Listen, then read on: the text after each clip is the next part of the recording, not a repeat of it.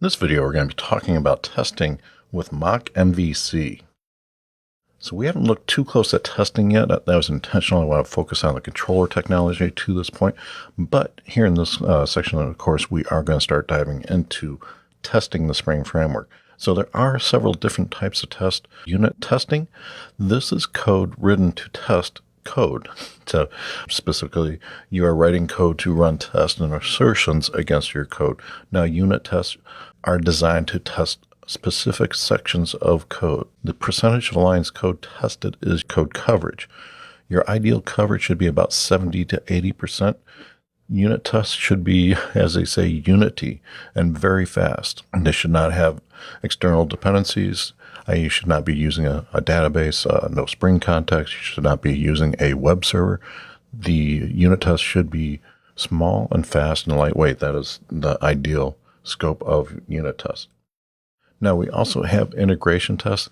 These are designed to test behaviors between objects. So when you're doing unit tests specifically, you're typically looking at one class.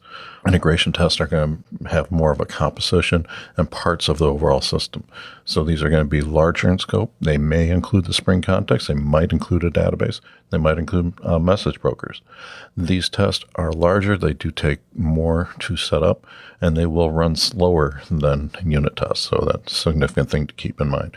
And then finally, functional tests. These can be automated tests that are going to be against the running application. The application is up and deployed somehow, and the functional touch points are tested, like using web services and whatnot like that, sending end-to-end messages through the system. So these are considered more heavyweight, and they are designed to test end-to-end type things. Now, you actually get a pyramid of a testing hierarchy. At the base is your unit test.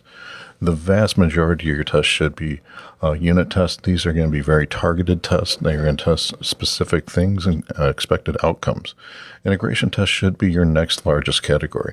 And finally, your functional tests are going to be the smallest and also the least detailed of the tests. So your detailed testing, that's going to be occurring in the unit test. You want to have a lot of unit tests, and you want to have few functional tests. You want your tests to execute quickly, especially as you get into more advanced deployment strategies. Now, testing Spring MVC controllers. These are probably one of the hardest things to test in terms of context. The controllers do have a high degree of integration with the Spring MVC framework. So things like the request path and HTTP method decides which method of the controller to invoke. Path variables are parsed from the path. JSON is bound to POJOs. So you have the framework doing a lot of work with the HTTP request, as well as how the response is formatted and provided back to the client. So in this case, your JUnit tests really aren't sufficient to test the framework interaction because you have so much happening within the framework. So you've seen so far in the course, the controller methods are fairly simple, but there's a lot of dependency on the Spring framework as to how that request gets routed there, how things get bound, and whatnot. So it becomes very, very difficult to test unit test controllers properly. And that's why Spring created Spring MockMVC. This is a testing environment specifically for Spring MVC controllers. This provides mocks of the servlet runtime environment. So you do get a mock HTTP request, a mock response. You do get a dispatcher servlet. So it's as if it's the closest thing you can get to that controller running under Spring within a Tomcat environment. Now, this MockMVC can be run with or without the Spring context. A true unit test, air quotes true, is going to not use the Spring context. So here we will be using the Spring context. We will be looking at that. And technically, that would make it an integration test, but through the use of Spring Boot test splices. Test splices bring up a small segment of the auto-configured Spring Boot environment. So this is just part of the environment. So the whole Spring environment is not initialized. Here we will be looking at an annotation called WebMVC test. This is a Spring Boot test splice that creates a mock MVC environment for the controller or controllers under test. The dependencies of controllers are not included. So if you have user-defined Spring Beans, these are not going to be initialized, and that throws some people that are new to the environment off a little bit because they created a Spring component, but if they're using Spring MVC test, they don't get initialized. So this is very important to understand that when we use this test splice, only a small segment of this Spring context is being brought up. Now, in this type, it's very common to use mocks for the dependency. So typically you're going to be working with some type of service, you're going to be talking to a database, and you don't want to have those heavier weight dependencies in your controller test. This is where you can use a mock. So if you've seen, we've been coding to the interface, and we do have our map implementation. That could very easily be done something like that. I've actually done that for test in simple situations where I'll provide my own test double. However, with mocks, you do have several very good frameworks available for use. So your mock is going to allow you to say, when I get some input, I expect that input to return back a certain value. Mockito is by far the most popular testing framework or mocking framework for Java. It's been around for a long time. It's very mature. It works well with JUnit 5, works well with dependency injection as well.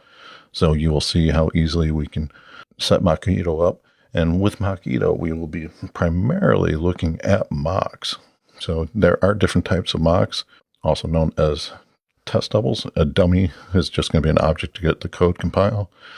A fake object has an implementation, but really not production ready. A stub is going to be an object with just predefined answers to method calls, so it's going to return back the same thing. A mock, it's like a stub, but it has more capabilities. It can make sure that it was called. It can assert how many times it was called. You can even throw an exception if something unexpected happened. A spy, Mockito also has a spy capability, but this is like a wrapper around an actual object, so it allows you to spy on the interaction of components. We will be primarily looking at mocks, and as we move forward, we do have the capability to verify. So if we are expecting a method to be called, we can verify if it's called once or more than once. We can also use argument matchers. So when a method is called, we can say what we are expecting it to be called with. And then also we can capture. We can do an argument capture. So not only can we say what is called, we can say what are we expecting. We want to capture that value that was passed. And so you might have something that gets modified within your code under test, and you want to do assertions against what was actually passed. And of course, for these, you can specify what is going to be returned. Now, testing controllers with mocks. Argument captures can be used to verify the request data is being properly parsed. So remember, we are passing certain situations JSON. We can make sure that JSON is being properly parsed into the expected Java object and all the properties are being bound properly. We can verify interactions, make sure that the service layer was called as expected, and then we can return values back. So, for example, if we do a get by ID operation, we can assert the ID as an expected value, and then we can also return back an expected object. And we can also test exceptions. So we can tell mocks to throw an exception to test exception handling. So to help you visualize everything that we will be looking at in a testing context, we will be using a JUnit test. We will be bringing up Spring MockMVC using a Spring Boot test slice. We will have a controller under test. And within that controller, the dependencies will be managed by Mockito.